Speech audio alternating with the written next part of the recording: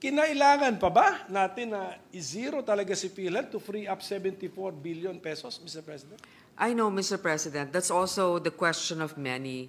And I've thought about this long and hard. And there's no denying that PhilHealth has a savings amount of 600 billion, Mr. President. And that's also the reason why initially the administration thought of it as a way also to augment certain short fundings that we had, for example, for health workers, etc.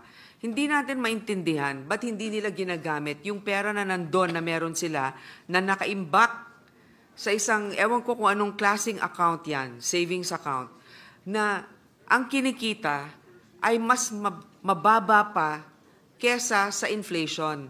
Mr. President, hindi pwedeng sisihin na nagkulang tayo sa pagbibigay sa kanila. Kasi nga ang daming ang pera na nandyan. Hindi nila pinamimigay ang pera dun sa mga nangangailangan at tinuturuan din natin sila ng leksyon. Kung bigay ka ng bigay, nandun lang yung pera, hindi naman nagagamit. Paano naman yung mga ibang programa rin ng gobyerno na nangangailangan din ng funding?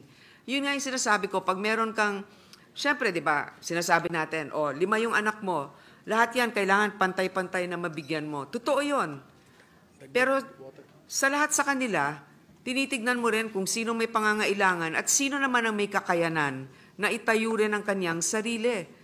Yun din ang sinasabi natin, it's a leadership problem also in PhilHealth and it's a disbursement problem. Gaya nga ng sinabi ni Senator Cynthia, ang problema din sa PhilHealth, hindi rin natin alam kung ano ba talaga yung mga benepisyo natin. Wala tayong card na nagsasabi hanggang dito o ganyan ang maibibigay sa'yo, ang tagal-tagal ng approval minsan, hindi alam ng mga ating mga kababayan kung paano sila makapag-comply dun sa mga requirements. So ito yung mga nagiging issue. Hindi sila kulang sa pera. At alam ko yung iba talagang pinagdidiinan nito.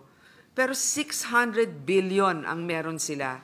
Samantalang, ang dami natin din pangangailangan pagdating sa edukasyon, pagdating sa infrastruktura.